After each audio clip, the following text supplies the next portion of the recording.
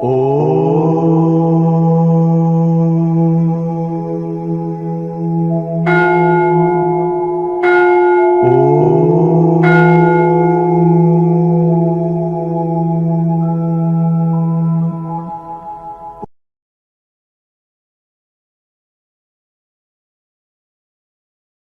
వెళ్ళిన దారిలో ఉండదు, రహస్యంగా తిరుగుతుంది, సీక్రెట్ గా ఉంటుంది.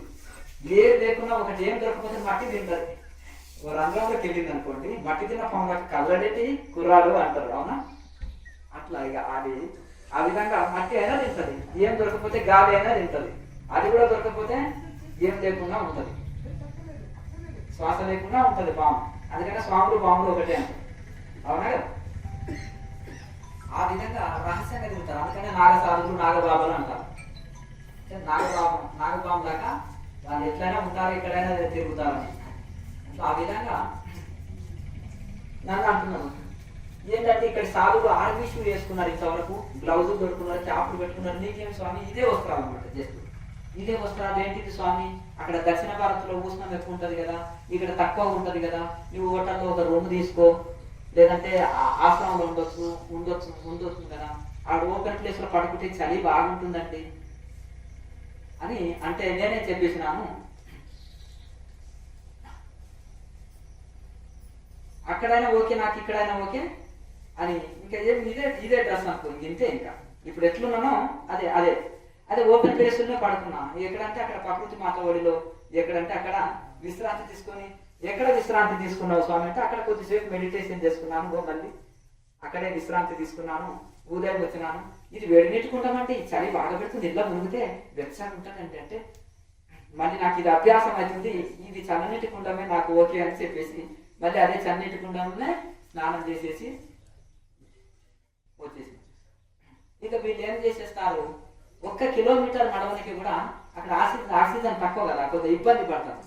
అందుకనే ఇక మేమేమో టకటక అన్ని చూసేటివి అన్ని టకటక చూసుకొని రాగలుగుతాం. ఎవరిని కలవాలనో వాళ్ళని కలుస్తాం.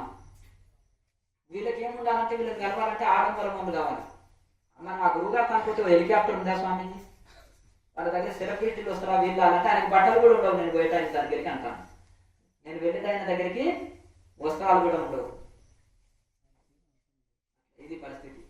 కనుక ఆ విధంగా ఆ రహస్యంగా ఉంటారు వీళ్ళు. ఆయన బయటకు వచ్చి నాకు పిచ్చోడేమో అనుకుంటారు, మీరు గుర్తుపట్టలేదు కదా. కనుక ఆ విధంగా అట్లా రహస్యంగా ఉండే వాళ్ళని మీరు కనుక్కోలేరు. అది పరిస్థితి. కనుక వాళ్ళు ఇంకా కిందికి మీదికి చూస్తుంటారు, ఈయన ఏంటిది ఇట్లా వెళ్తున్నాడని. ఉత్తరాఖండ్ వాళ్ళు అక్కడ ఉంటారు కదా, అక్కడ కొండ గ్రామాలే అంటున్నారు.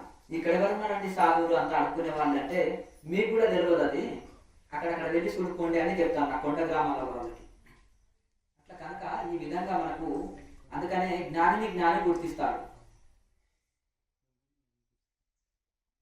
అట్లా 2 పంతులు కలిసినాయనుకో, మిత్రమా ఎన్ని రోజులకు వచ్చిన ఈ బురద బాగుంది, మంచిగా ఎంజాయ్ చేద్దాందా, అవునా కదా, మంచిగా దొరుకుతాయి. ఒకరికొకరు నేను పూసుకుంటాను, నీకు పూసుకొని, నువ్వు నాకు పోయి నేను నీకు పూస్తాను, అవునా. 2 డ్రంకర్స్ కలిసింది అనుకో, ఆహా ఎన్ని రోజులకు మిత్రమా బోర్ కొడుతుంది ఒక్కని పార్టీలో కూర్చోవాలంటే, ఇంకా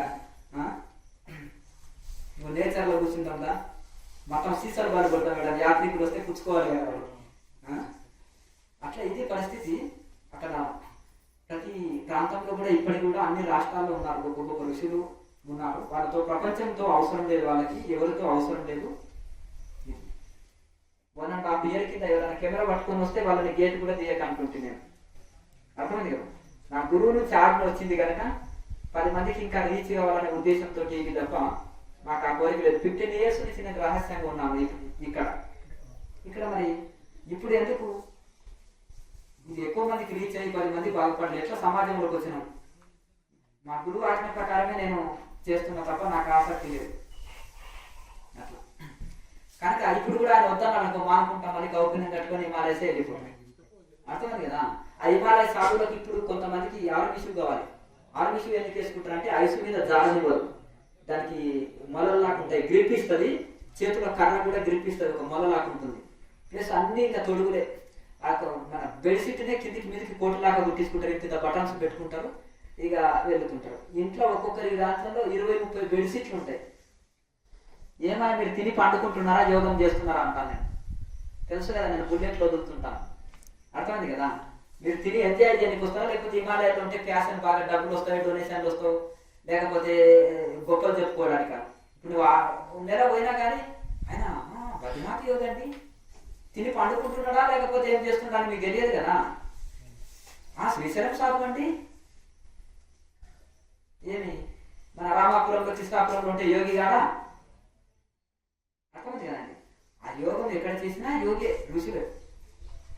ఇప్పుడు మనం కాశీరెడ్డి నాయన గురించి కానీ ఇక్కడ ఉండే కొంతమంది పేరు ఉంది మన తెలుగు రాష్ట్రాల్లో కూడా గొప్ప గొప్ప వాళ్ళ గురించి చెప్పుకుంటున్నాం.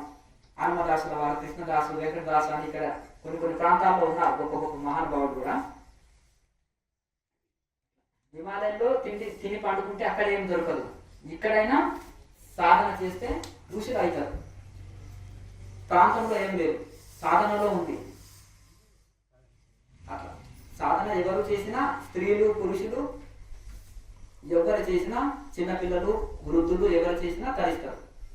ఏ ప్రాంతంలో ఉండి చేసినా తరిస్తారు. మనం ఉండే హైదరాబాద్లో ఉన్న, విశాఖపట్నంలో ఉండి సాధన చేసినా, బెంగళూరులో ఉండి, బొంబాయిలో ఉండి సాధన చేసినా తరిస్తారు. అట్లా సాధన అనేది ముఖ్యం. అది అట్లా సాధన చేయకపోతే హిమాలయంలో ఉన్న మోక్షం రాదు.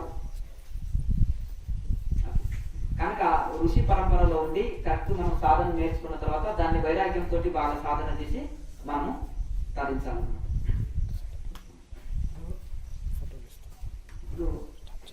సమయం బాగా అయింది.